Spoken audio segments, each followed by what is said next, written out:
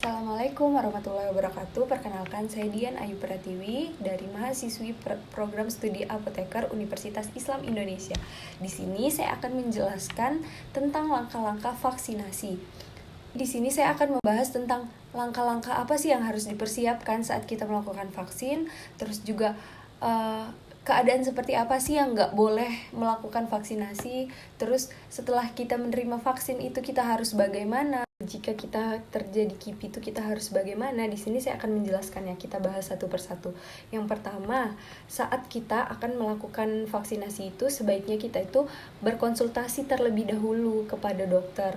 Terus yang kedua, kita juga harus memastikan bahwa kondisi kita ini dalam keadaan yang fit atau sehat.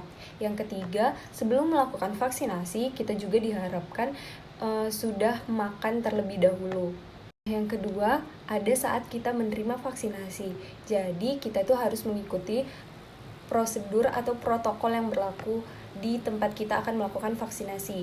Yang kedua, kita harus berterus terang dengan kondisi keadaan kita saat akan melakukan vaksinasi.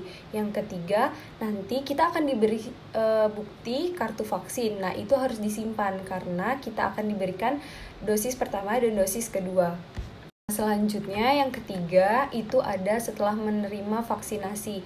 Nah, di mana setelah melakukan vaksinasi kita tuh harus mengikuti prosedurnya yang berlaku di sana juga, di mana nanti ada pemantauan setelah melakukan vaksinasi. Terus nanti tetap mengantisipasi nih kejadian KIPI-nya, kejadian ikutan pasca imunisasinya.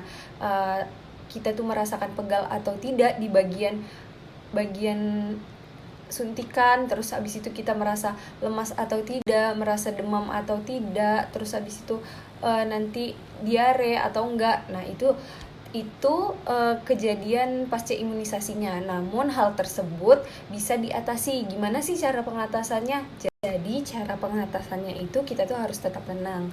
Terus jika merasakan pegal di bagian bekas suntikan, itu bisa diantisipasi dengan cara mengompres dengan air dingin di bagian bekas suntikan. Nah, yang kedua itu jika terjadi demam, itu bisa dikompres dengan air hangat, terus memperbanyak minum air putih, dan setelah itu kita harus beristirahat. Nah, yang terakhir, jika terjadi KIPI itu secara berkelanjutan, itu bisa dikonsultasikan dengan dokter, atau bisa juga meminum obat yang dianjurkan setelah melakukan vaksinasi jika terjadinya KIPI.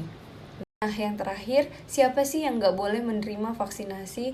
Yang pertama itu orang yang memiliki alergi terhadap kandungan obat yang terkandung di dalam vaksin tersebut. Yang kedua, orang yang mengalami gejala COVID atau sedang terkena penyakit COVID. Nah, nanti kalau orang yang sedang mengalami gejala ataupun sedang mengalami COVID itu bisa melakukan vaksinasi setelah sembuh dengan berkonsultasi terlebih dahulu kepada dokter. Nah, demikian yang bisa saya sampaikan, kurang lebihnya saya mohon maaf. Saya akhiri, Assalamualaikum warahmatullahi wabarakatuh.